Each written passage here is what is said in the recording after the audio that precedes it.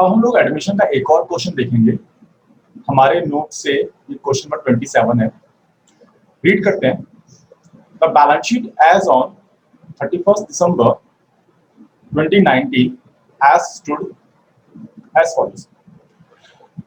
Balance sheet को हम बाद में रीड करते हैं। फर्स्ट ऑफ ऑल हम लोग नीचे एडजस्टमेंट्स को देखते हैं। They share profit and losses in the ratio of 5:3:2। तो उनका ओल्ड रेशियो जो है ये 5:3:2 हमें गिवन है। They agreed on 1st January 2018। Actually 18 नहीं होना चाहिए, इसके टाइम 19 होना चाहिए। 2019 to admit D for 1/10 share। ठीक है। D brings ₹20,000 as capital and second entry है the stock should be depreciated by 10% and provident fund is increased by ₹900। तो जो हमारी एंट्रीज रिलेटेड है जिससे हम उनको यहाँ पे अपनी बैलेंस शीट में पहले हाईलाइट कर लेते हैं, मार्क कर लेते हैं। तो हमारी एंट्री नंबर 2 बिलोंग करती है स्टॉक से और प्रोविडेंट फंड से। तो बैलेंस शीट में स्टॉक कहाँ है, ये रहा एंट्री नंबर 2, और प्रोविडेंट फंड है ये रहा एंट्री नंबर 2। मार्क कर लिया हमने। Creditors are to be paid ₹2,000 more. तो क्रेडिटर से रिलेटेड एंट्री है। लायबिलिटी में क्रेडिटर ये है आपके पास। The value of building is to be appreciated by up to 67,200। तो बिल्डिंग से रिलेटेड एडजस्टमेंट है। अभी हम क्या कर रहे हैं, सिर्फ एडजस्टमेंट्स को मार्क कर रहे हैं। इनकी ट्रीटमेंट और सारी लॉजिक को हम बाद देखेंगे, क्वेश्चन जब सॉल्व करना शुरू करेंगे साथ में तब देखेंगे इसको। The goodwill account is to be raised at 10,000। तो हम इसको ये कह सकते हैं कि new goodwill of the firm. ये फर्म की नई गुडविल है। इसकी भी हम देखेंगे कि क्या करना है आगे। The provision for bad debt to be created on debtors and bill receivable at 10%। तो एक बनाना है डेटर के ऊपर और एक बनाना है बिल रिसीवेबल के ऊपर। तो ये रहा बिल रिसीवेबल, एंट्री नंबर 6 यहाँ मार्क हो जाएगी, और ये रहा डेटर, एंट्री नंबर 6 यहाँ मार्क। अब हम उसके बाद नीचे क्वेश्चन में लिखा है प्रिपेयर द बैलेंस शीट। तो बैलेंस शीट प्रिपेयर करने के लिए आपको 3 अकाउंट बनाने हैं total, revaluation account, partners capital account and then balance sheet. चलो अब इस क्वेश्चन को हम डिटेल में वहां पे सॉल्व करते हैं और देखते हैं कि इसकी एक एक आइटम की एक एक एडजस्टमेंट की ट्रीटमेंट क्या होने वाली है। yes, हमारी फर्स्ट एडजस्टमेंट है D brings in ₹20,000 as capital. तो कैपिटल के तौर पे वो 20,000 रुपए ले आया है, राइट। अगर आप इसकी जनरल एंट्री पास करना चाहते हो तो जनरल एंट्री पास कर सकते हैं, और आप बिना जनरल एंट्री पास की करना चाहते हो तो भी हम कर सकते हैं। तो फर्स्ट ऑफ ऑल हम क्या कर रहे हैं, वो अपनी गुडविल लेके, अपनी कैपिटल लेके आया 20,000 की। तो उसकी जनरल एंट्री देखते हैं। फर्म को कैश रिसीव हुआ 20,000 का, और किसने पे किया, डी ने पे किया। ये सारी चीजें हम डिटेल में पीछे डिस्कस कर चुके हैं। ये entry, goodwill valuation, goodwill treatment, सब डिटेल हम लोगों ने डिटेल में किया है हम लोगों ने। To D's capital account 20,000। तो लेजर पोस्टिंग होगी, बैलेंस शीट में कैश आपके पास आ जाएगा प्लस 20,000। अगर कैश डेबिट में है तो प्लस लिखा जाएगा, अगर कैश क्रेडिट में है तो माइनस लिख दूंगा। ये हम बिना कैश अकाउंट को प्रिपेयर किए, ओपन किए, ये काम कर सकते हैं, शॉर्टकट है हमारा। अगर आपका डेबिट में है कैश तो प्लस लिख लो, क्रेडिट में है तो माइनस लिख लो। और प्रीवियस बैलेंस जो भी दिया होगा वो बाद में हम देखेंगे। अच्छा, डी हमारा यहाँ पे क्या है, क्रेडिट। तो पार्टनर्स कैपिटल अकाउंट में चलते हैं और यहाँ लिखते हैं बाय। जो एंट्री आएगी वो किसके नाम से आएगी, कैश के नाम से आएगी, कैश अकाउंट। और डी की कॉलम में आपने लिख दिया रिजर्व। तो फर्स्ट जो हमारी एंट्री है वो कंप्लीट हो गई। सेकंड देखो, the stock should be depreciated by 10% and provident fund is increased by ₹900। तो आपका प्रोविडेंट फंड एक लायबिलिटी होती है। ये बेसिकली एम्प्लॉयज का पैसा होता है, एम्प्लॉयज कंट्रीब्यूशन होता है, ये पैसा जो एम्प्लॉयर करता है एम्प्लॉय के नाम पे। तो इन शॉर्ट आप ये समझ लो, प्रोविडेंट फंड एम्प्लॉय का पैसा होता है, ठीक, जो एम्प्लॉयर को पे करना होता है या एम्प्लॉयर को जमा कराना होता है, डिपॉजिट कराना होता है एम्प्लॉय के प्रोविडेंट फंड अकाउंट में। तो उसके लिए रिजर्व ये फंड बना रखा था। लायबिलिटी है फर्म की 900 रुपए से बढ़ गई, तुम्हारा नुकसान है। सिमिलरली स्टॉक जो है वो 10% से डेप्रिशिएट हो रहा है। तुम्हारा स्टॉक कहाँ है, ये हमने मार्क किया हुआ है, 38,000 का डेप्रिशिएट हो रहा है, नुकसान हो रहा है। तो रिवैल्यूएशन अकाउंट में किधर आएगा, डेबिट साइड में, और बैलेंस शीट में इसकी ट्रीटमेंट होगी। तो फर्स्ट ऑफ ऑल हम लिखते हैं यहाँ पे टू स्टॉक अकाउंट 3800, 10% हमारा 3800 आएगा। And second to provident fund, ये प्रोवाइडेड मिसप्रिंट हो गया, ये प्रोविडेंट फंड है।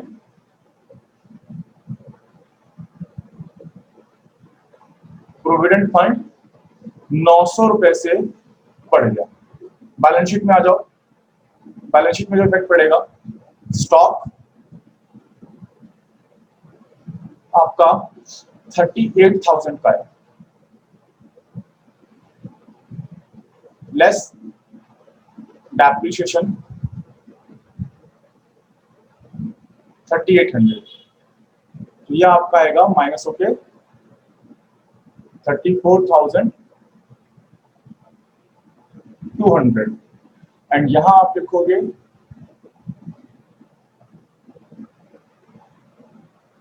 फंड 2000 का, और यहां ऐड करोगे, एडिशन हुआ है 900 का, 2900। तो ये आपने पोस्टिंग कर ली हैंड टू हैंड। आप इस क्वेश्चन को करने का एक ही रूल है कि हर एक ट्रांजैक्शन का डबल इफेक्ट पड़ता है, आप उस डबल इफेक्ट को हैंड टू हैंड पोस्ट करो, अदरवाइज आपका क्वेश्चन सॉल्व नहीं होने वाला। नेक्स्ट है आपके पास creditors. Creditors are to be paid 2000 more. तो भाई जितने भी क्रेडिटर्स आपको पहले पे करने थे, अब 2000 रुपए आपको और पे करने हैं। तो आपके पुराने क्रेडिटर्स क्या है भाई, 20,000, आपको 2000 और पे करने हैं, तो आपकी लायबिलिटी इंक्रीज हो गई। तो हम लिखेंगे रीवैल्यूएशन के डेबिट साइड में, टू क्रेडिटर्स अकाउंट कितने से इंक्रीज हुई है, 2000 से इंक्रीज हुई है लायबिलिटी आपकी। और बैलेंस शीट में क्या लिखोगे, प्रीवियस बैलेंस शीट में आपका अमाउंट कितना था भाई, 20,000, एड जो एडिशन हुआ है 2000 का, वो लिखोगे आप। तो 22,000 अब आपको एज क्रेडिटर पे करने हैं। आगे आ जाओ, next entry, the value of building is to be appreciated up to 67,200। यानी जो आपकी बिल्डिंग है वो प्रीवियस वैल्यू से बढ़कर अब 67,200 हो गई है।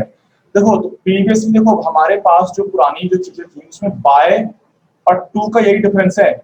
बाय का मतलब हो गया कि इतने से वैल्यू बढ़ी, और टू का मतलब हो गया कि इतनी वो वैल्यू हो गई। तो पुरानी हमारी बिल्डिंग देखो हमने मार्क करी हुई है एंट्री नंबर 4, कितनी हमारे पास 50,000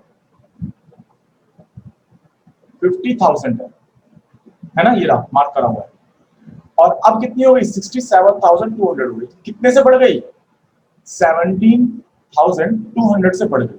गेन हुआ हमें, तो हम लिखेंगे क्रेडिट साइड पे, बाय रीवैल्यूएशन की क्रेडिट साइड। बिल्डिंग अकाउंट 17,200, अब बैलेंस शीट में ये वैल्यू कितनी जाएगी, जितनी हमें दे रखी है 67,200।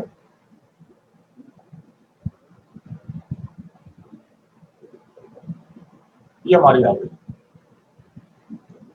नेक्स्ट एंट्री देखते हैं।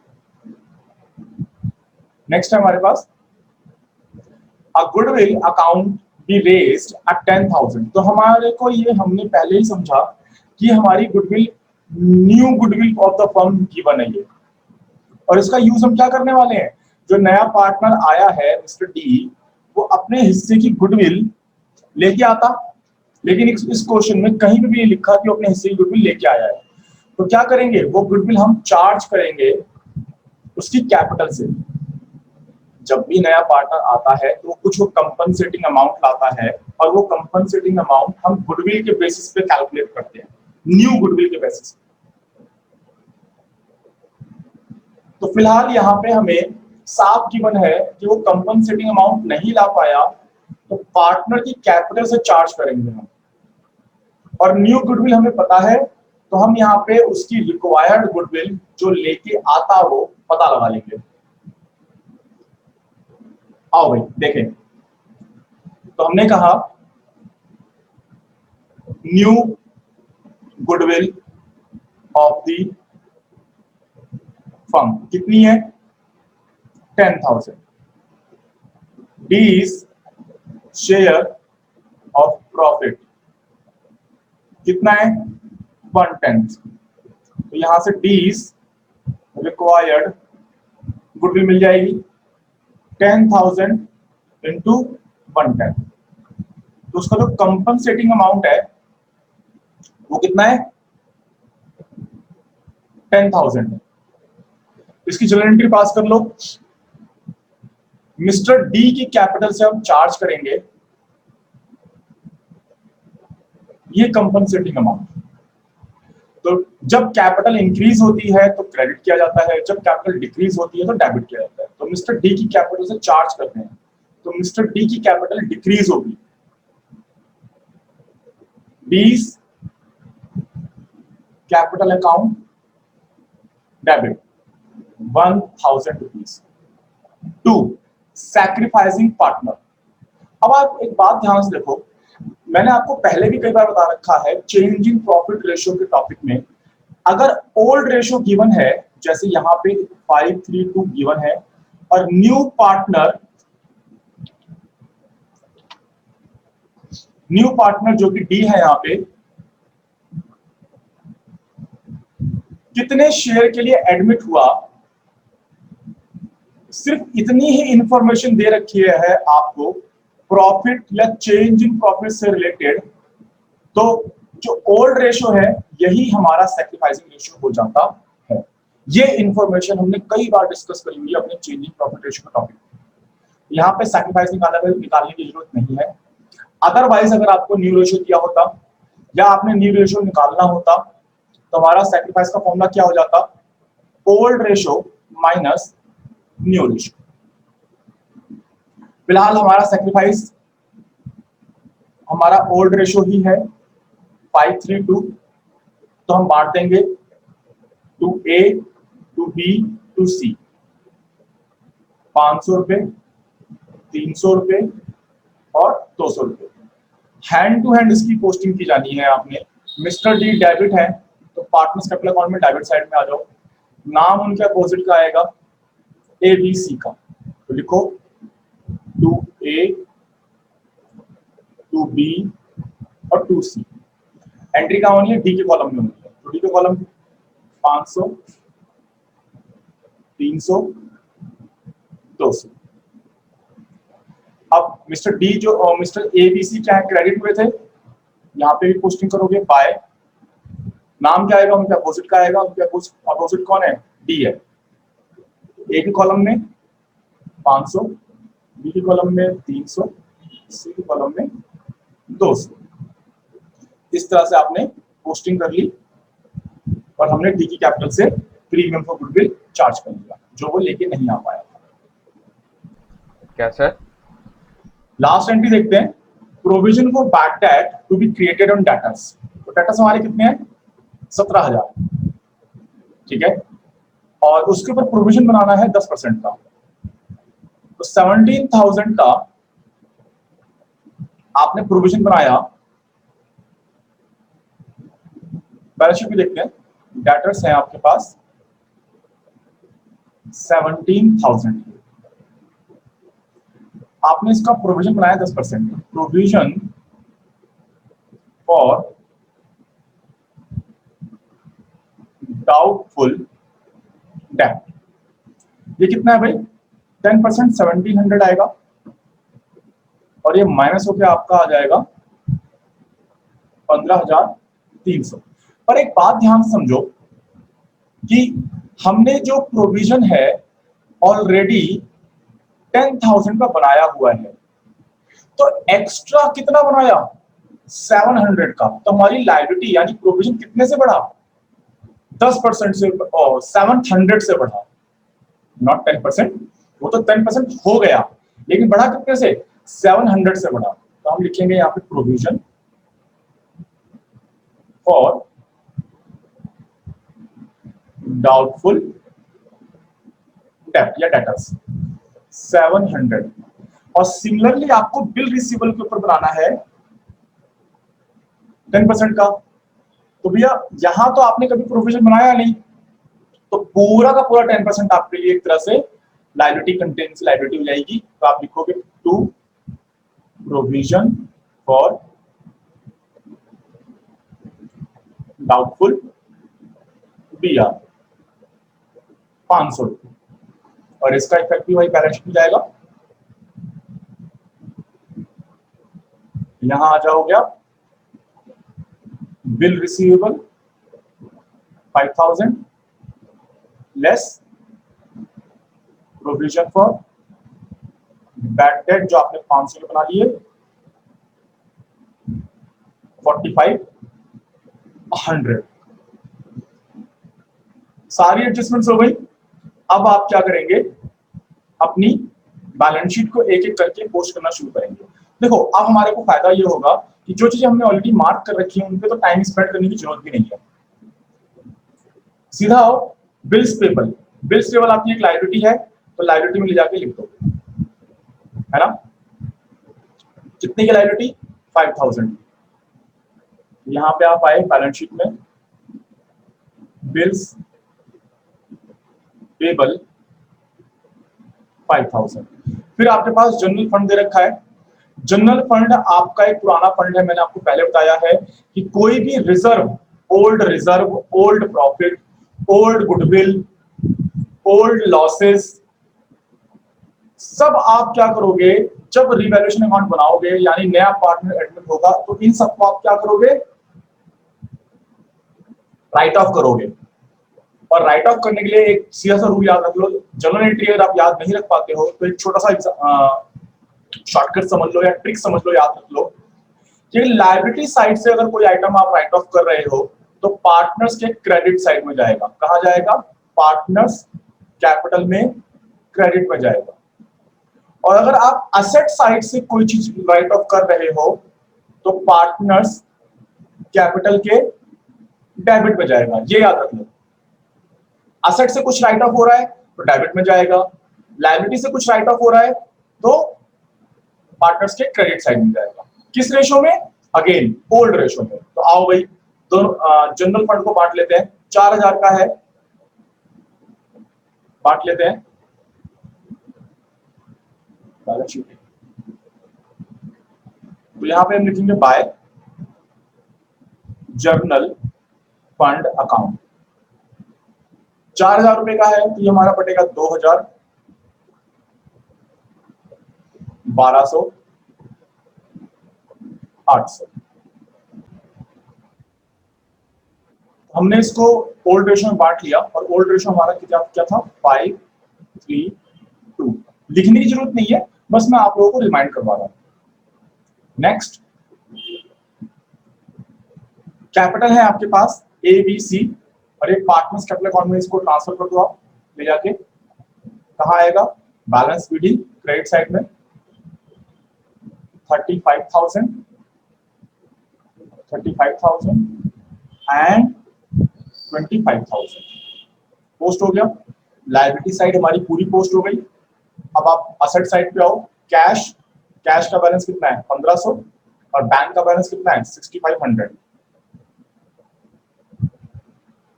ये रहा कैश 1,500, तो टोटल कैश आपका हो गया 21,500 और बैंक नीचे आ जाएगा 65,000 500, दोनों पोस्ट हो गए। अगेन बैलेंस शीट में अगली जो आइटम है, डेटर्स ऑलरेडी कर चुके हो, मार्किंग है, बिल रिसीवेबल ऑलरेडी कर चुके हो, फर्नीचर रह गया है और बाकी सारी चीजें। अच्छा, फर्नीचर और गुडविल रहेगा, फर्नीचर बैलेंस शीट में जाएगा और जो गुडविल है, पुरानी गुडविल है, राइट ऑफ हो जाएगी। तो फर्नीचर को पहले बैलेंस शीट में लिख लेते हैं। फर्नीचर 7,000 और जो ओल्ड गुडविल है आप राइट ऑफ करोगे।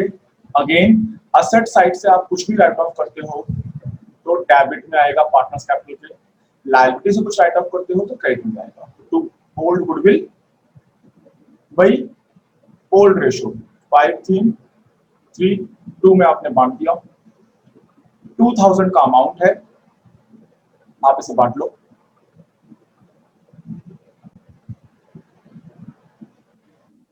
1,000, 600, 400, ठीक है, हो गई पोस्टिंग। अब बैलेंस शीट में कुछ भी नहीं बचता है। आप सबसे पहले क्लोज करेंगे अपना revaluation account which is 17,000 total, credit side ये है और 17,000 टोटल डेबिट साइड आप करोगे और जो आपका बैलेंसिंग आएगा वो 9,300 आएगा एंड आप ट्रांसफर करेंगे टू पार्ट, हमें गेन हुआ है यहाँ पे, बैलेंसिंग को इधर आएगा to gain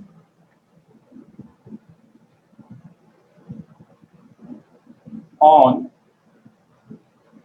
revaluation TRFB transferred to partners capital account। A B C ratio क्या है, ओल्ड रेशियो 5:3:2, इसमें आप निकालोगे। A का आया 4650, बी का आया 2790 एंड सी का आया 1860। ये हमारा हो गया 9300 हो गया। इसको आप पोस्ट कर दोगे यहाँ पार्टनर्स कैपिटल अकाउंट में क्रेडिट साइड पे। तो आपका सी में था 1860, बी में था 2790 और ए में था 4650। ये हो जाएगा। टोटल करो, डी का जो टोटल आएगा यहाँ पे 20,000। इधर आप निकालोगे बैलेंसिंग फिगर, बैलेंस सीडी,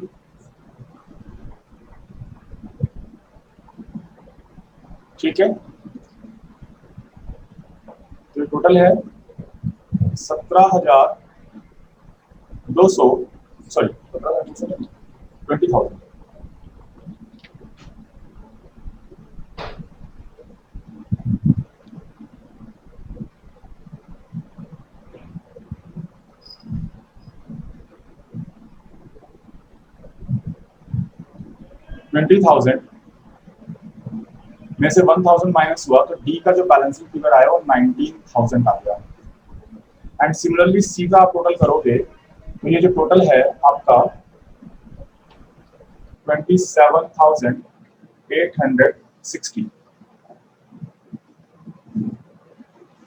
और यहाँ आप लिखोगे 27,860 माइनस होकर आपका ये आ जाएगा 27,460।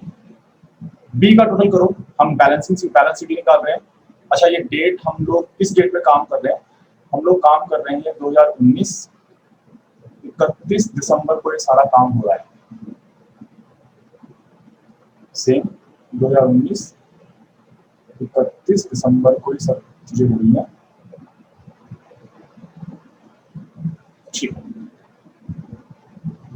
इसको टोटल करते हैं 90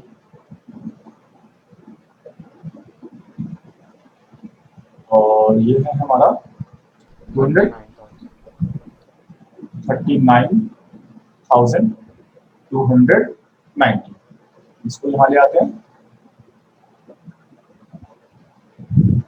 ये हमारा आ जाएगा 38,890। और इसको टोटल करते हैं 50,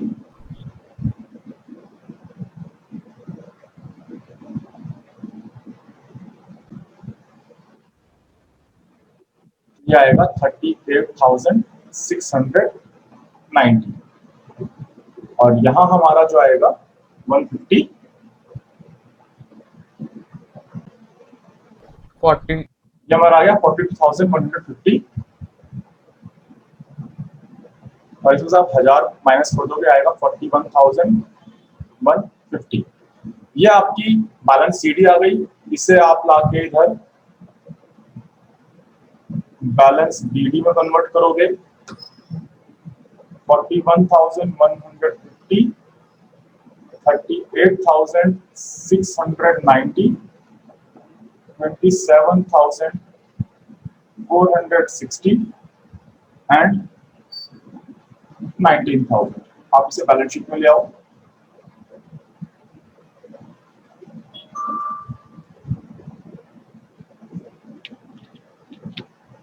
आपकी कैपिटल है ये,